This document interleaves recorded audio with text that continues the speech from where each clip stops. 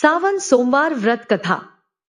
मित्रों, भगवान शिव ने सावन सोमवार व्रत की एक ऐसी कथा सुनाई जिसे श्रद्धापूर्वक सुनने से मनुष्य के पाप, ताप और कष्ट दूर होने की मान्यता है। तो चलिए मित्रों, आज की कथा आरंभ करते हैं। कथा सुनते समय सच्ची श्रद्धा से कमेंट में हर हर महादेव अवश्य लिखें। एक समय की बात है, देवर्षि नारद अपने मन में एक प्रश्न लेकर कैलाश पर्वत पर भगवान भोलेनाथ के पास पहुंचे। उन्होंने भगवान शिव से कहा, हे प्रभु, आप ही आदि हैं और आप ही अनंत हैं, आप ही जीवन हैं और आप ही मृत्यु। किंतु मेरे मन में एक प्रश्न है। सावन के महीने में अनेक स्त्रियां सोमवार का व्रत करती हैं। मैं जानना चाहता हूं कि इस दिन कौन सी कथा सुनने से स्त्रियों को अखंड सौभाग्य की प्राप्ति होती है और मनुष्यों की मनोकामनाएं पूर्ण होती हैं।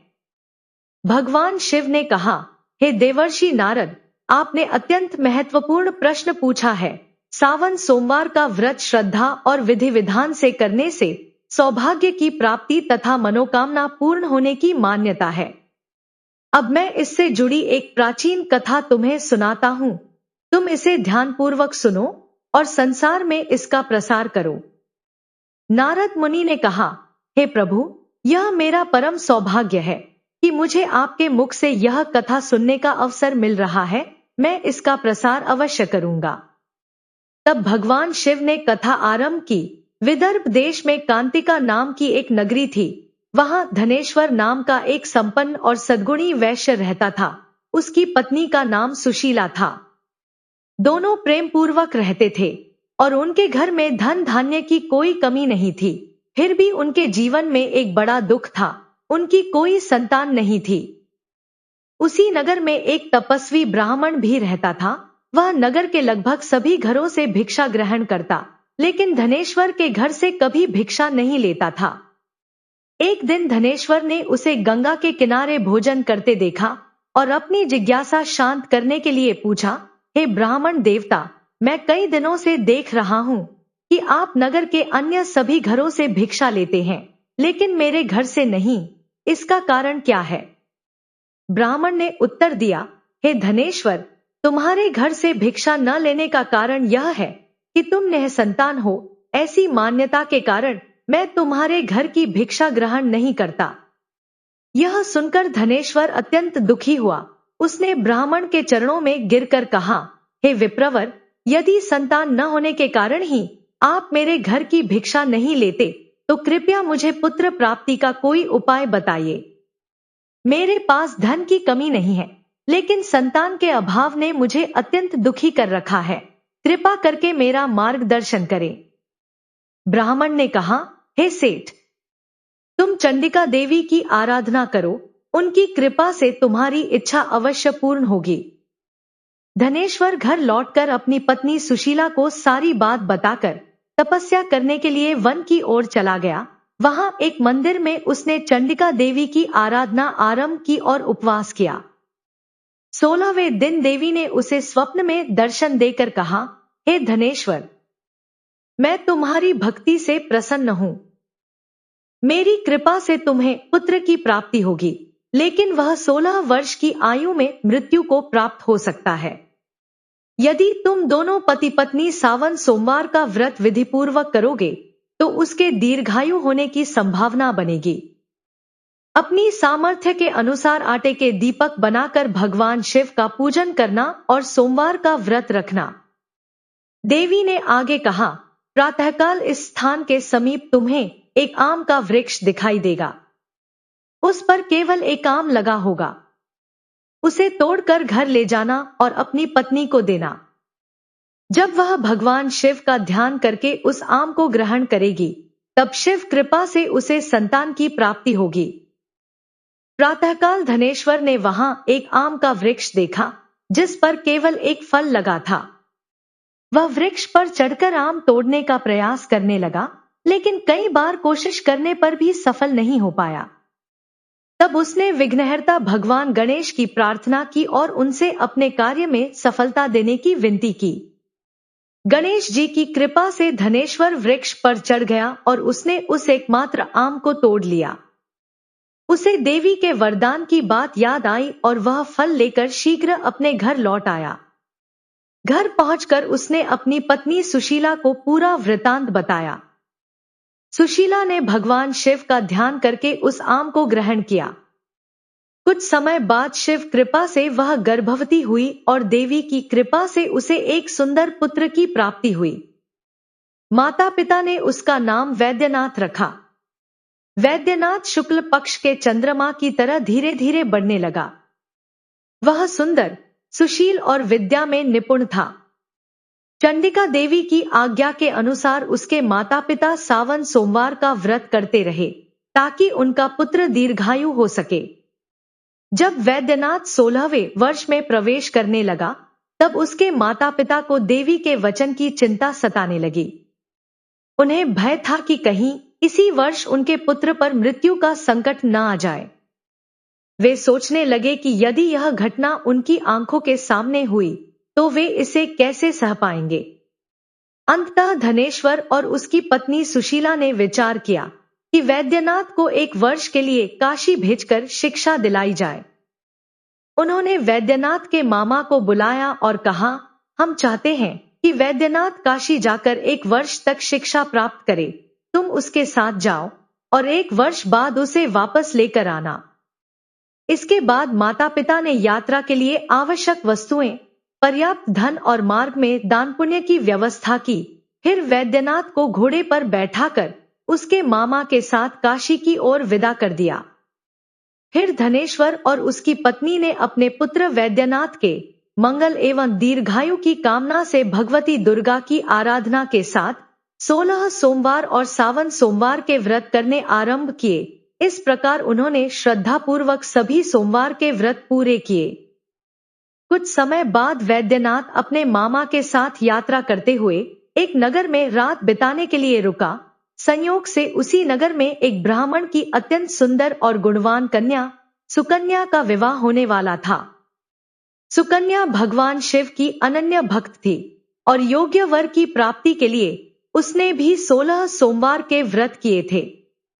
जिस धर्मशाला में वैद्यनाथ और उसका मामा ठहरे थे, उसी स्थान पर सुकन्या की बारात भी रुकी हुई थी। विवाह से पहले होने वाले हल्दी आदि सभी मांगलिक कार्य पूरे हो चुके थे, लेकिन विवाह के समय अचानक वर को धनुर्वात की पीड़ा हुई और वह मूर्छित होकर गिर पड़ा। ऐसी स्थिति में विवाह की रस्में आगे बढ़ाना संभव नहीं था। वर के पिता ने अपने परिजनों से विचार विमर्श किया। उन्होंने देखा कि वैद्यनाथ उनके पुत्र के समान ही सुंदर और सद्गुणी है। इसलिए उन्होंने सोचा कि क्यों न विवाह की रस्में वैद्यनाथ के साथ पूरी कर दी जाएं और बाद में परिस्थितियां ठीक होने पर अपने पुत्र से संबंधित अन्य कार्य किए जाएं। यह विचार करके वे वैद्यनाथ के मामा के पास गए और बोले, हे विप्रवर, कृपया कुछ समय के लिए अपने भांजे को हमारे साथ विवाह की रस्मों के लिए भेज दीजिए। इससे विवाह के मांगलिक कार्य पूरे हो जाएंगे। इसके बदले में मैं आपको आपकी इच्छा के अनुसार धन दूंगा। कृपया मेरी परिस्थिति को समझकर मेरी सहायता करें। वैद्यनाथ के मामा ने कहा, ठीक है, लेकिन हमारी एक शर्त है। कन्यादान के समय वर को जो भी धन, वस्त्र और आभूषण प्राप्त होंगे वे सभी हमें देने होंगे। वर के पिता ने यह शर्त स्वीकार कर ली। इसके बाद वैद्यनाथ को वर के रूप में विवाह मंडप में ले जाया गया और उसी रात विवाह की सभी रस्में विधिपूर्वक पूरी कर दी गईं। जब विवाह के बाद वैद्यनाथ और सुकन्या को भोजन के लिए साथ बैठाया गया, तो वैद्यनाथ के मन में अनेक विचार उठने लगे। वह सोचने लगा कि यह स्त्री उसके लिए पूरी तरह अपरिचित है और परिस्थितियों के कारण ही वह उसकी पत्नी बनी है। इसी चिंता में उसकी आंखों में आंसू आ गए। सुकन्या ने पूछा, आप इतने उदास क्यों हैं? तब वैद्यनाथ ने उसे अपने और उसके मामा के बीच हुई पूरी बातचीत बता दी। यह सुनकर सुकन्या ने दृढ़ स्वर में कहा, देवताओं, ब्राह्मणों और अग्नि के समक्ष मैंने आपको ही अपना पति स्वीकार किया है। इसलिए आप ही मेरे पति हैं और मैं सदैव आपकी पत्नी रहूंगी। चाहे मुझे इसके लिए मृत्यु को ही क्यों न स्वीकार करना पड़े, मैं किसी अन्य पुरुष को अपना पति नहीं मानूंगी। वैद्यनाथ ने कहा, हे सुकन्या, ऐसा मत कहो। मेरी आयु बहुत कम है। मैं अपने भाग्य से बंधा हुआ हूं और संभव है कि शीघ्र ही मेरी मृत्यु हो जाए। मेरे बाद तुम्हारा जीवन कठिन हो सकता है, इसलिए इस बात पर विचार कर लो। लेकिन सुकन्या अपने निर्णय पर अडिग रही। उसने कहा, आपके भाग्य में जो होगा वही मेरे भाग्य में भी होगा। मैंने भगवान शिव की आराधना और 16 सोमवार के व्रत किए हैं। फिर भी परिस्थितियों ने मेरा विवाह आपके साथ कराया है। मुझे भगवान शिव पर पूर्ण विश्वास है। यदि उन्होंने आपको मेरा पति बनाया है तो आगे जो होगा उनकी इच्छा से ही होगा। आप चिंता छोड़िए और भोजन कीजिए। इसके बाद वैद्यनाथ और सुकन्या ने भोजन किया और शेष रात्रि साथ बिताई। प्रातःकाल वैद्यनाथ ने सुकन्या को 3 नगों से जड़ी एक अंगूठी और एक रुमाल दिया। उसने कहा, प्रिय, इन्हें मेरी निशानी समझकर अपने पास रखना। मेरे जीवन और मृत्यु का संकेत जानने के लिए एक छोटी सी पुष्प वाटिका बनाना और उसमें सुगंधित मल्लिका का पौधा लगाना। उसे प्रतिदिन जल देना और प्रसन्न रहना। जिस दिन मेरी मृत्यु होगी उस दिन वह पौधा सूख जाएगा और जब उसमें फिर से हरियाली लौट आए तो समझना कि मैं जीवित हूं। इतना कहकर वैद्यनाथ वहां से चला गया। सुबह होते ही विवाह मंडप में फिर से गाजे बाजे बजने लगे। विवाह की शेष रस्में पूरी करने के लिए वर और बाराती मंडप में पहुंचे। सुकन्या ने वर को ध्यान से देखा और तुरंत अपने पिता से कहा, पिताजी, यह मेरे पति नहीं है। मेरे साथ धोखा हुआ है। मेरे पति वही हैं जिनके साथ अग्नि और विधि के समक्ष मेरा विवाह हुआ था।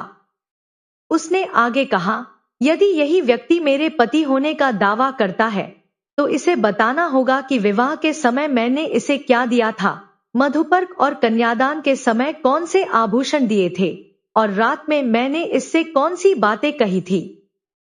सुकन्या के पिता ने उसके कथन के अनुसार उस व्यक्ति को बुलाया और उससे प्रश्न किए, लेकिन वह किसी भी प्रश्न का उत्तर नहीं दे सका।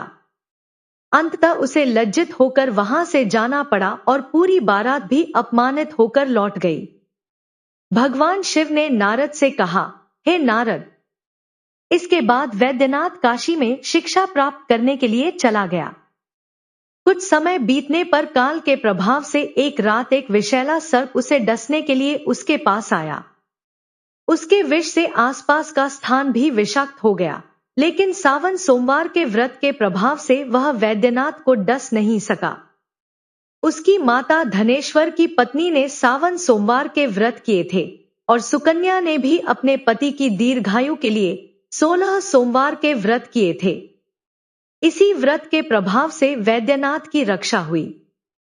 इसके बाद दोपहर के समय स्वयं मृत्यु के देवता यमराज वहां पहुंचे और वैद्यनाथ के प्राण हरने का प्रयास किया, लेकिन वे भी अपने प्रयास में सफल नहीं हो सके। वैद्यनाथ मूर्छित होकर पृथ्वी पर गिर पड़ा। उसी समय भगवान शिव माता पार्वती के साथ वहां प्रकट हुए। वैद्यनाथ को मूर्छित देखकर माता पार्वती ने भगवान शिव से कहा, हे प्रभु, इसकी माता ने सावन सोमवार का व्रत किया है। उसी व्रत के प्रभाव से कृपया इस बालक को जीवन प्रदान करें। माता पार्वती के आग्रह पर भक्तवत्सल भगवान शिव ने वैद्यनाथ को प्राणदान दे दिया।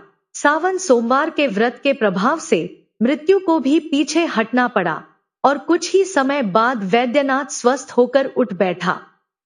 उधर सुकन्या अपने पति के लौटने की प्रतीक्षा कर रही थी।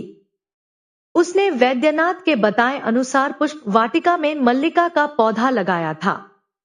एक दिन उसने देखा कि वाटिका के सभी पत्ते और फूल सूख गए हैं।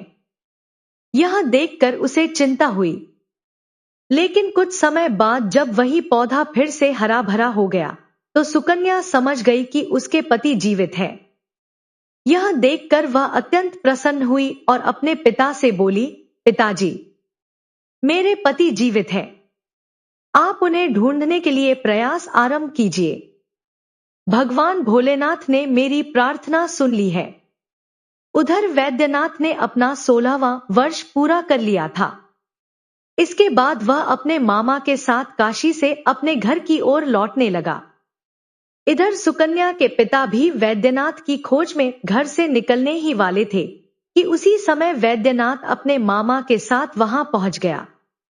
वैद्यनाथ को सामने देखकर उसका ससुर अत्यंत प्रसन्न हुआ और उसे आदरपूर्वक अपने घर ले आया। वैद्यनाथ के लौटने की खबर सुनकर नगर के लोग भी वहां एकत्र हो गए। सभी ने उसे देखकर कहा कि निश्चय ही इसी युवक के साथ सुकन्या का विवाह हुआ था। सुकन्या ने जब वैद्यनाथ को देखा तो तुरंत उसे पहचान लिया। उसने कहा, यही वही व्यक्ति हैं जिन्होंने जाते समय मुझे जीवन का संकेत समझने के लिए अंगूठी और पुष्प वाटिका की बात बताई थी। यह सुनकर सभी लोगों को विश्वास हो गया कि सुकन्या का विवाह वास्तव में वैद्यनाथ के साथ ही हुआ था। वैद्यनाथ के सकुशल लौट आने से परिवार और नगरवासियों में प्रसन्नता छा गई और सभी ने आनंद मनाया। तब भगवान शिव ने देवर्षि नारद से कहा, हे नारद, इस प्रकार सावन सोमवार के व्रत के प्रभाव से धनेश्वर को पुत्र की प्राप्ति हुई और वैद्यनाथ को मृत्यु के संकट से मुक्ति मिली। जो स्त्रियां श्रद्धापूर्वक 16 सोमवार का व्रत करती हैं, उन्हें सौभाग्य की प्राप्ति होने की मान्यता है। यह मेरा वचन है, इसमें कोई संदेह नहीं। यह व्रत संतान, सुख और मनोकामना की पूर्ति करने वाला माना गया है। श्रद्धा से सावन सोमवार का व्रत करने वाले भक्त की इच्छाएं भगवान शिव पूर्ण करते हैं। इसके बाद भगवान शिव ने नारद से कहा, हे देवर्षि, सावन सोमवार के दिन गाय की सेवा और उसे भोजन कराने का भी विशेष महत्व माना गया है। मैं तुम्हें इसके विषय में बताता हूं। सनातन परंपरा में गाय को पूजनीय माना गया है। धार्मिक मान्यताओं के अनुसार गौ माता में अनेक देवी देवताओं का वास माना जाता है। इसलिए श्रद्धा से गाय को पहली रोटी खिलाने की परंपरा है। ऐसा करने से देवी देवताओं की कृपा प्राप्त होने और घर में सुख समृद्धि आने की मान्यता है। गाय को गुड़ के साथ रोटी खिलाने से ग्रहों से जुड़े कष्टों में राहत मिलने की धार्मिक मान्यता है। हल्दी लगी रोटी खिलाने की परंपरा भी शुभ मानी जाती है और इसे घर में सकारात्मकता से जोड़ा जाता है। श्रद्धापूर्वक गौ सेवा करने से व्यक्ति को अपने जाने अनजाने कर्मों के लिए पुण्य प्राप्त होने की मान्यता है।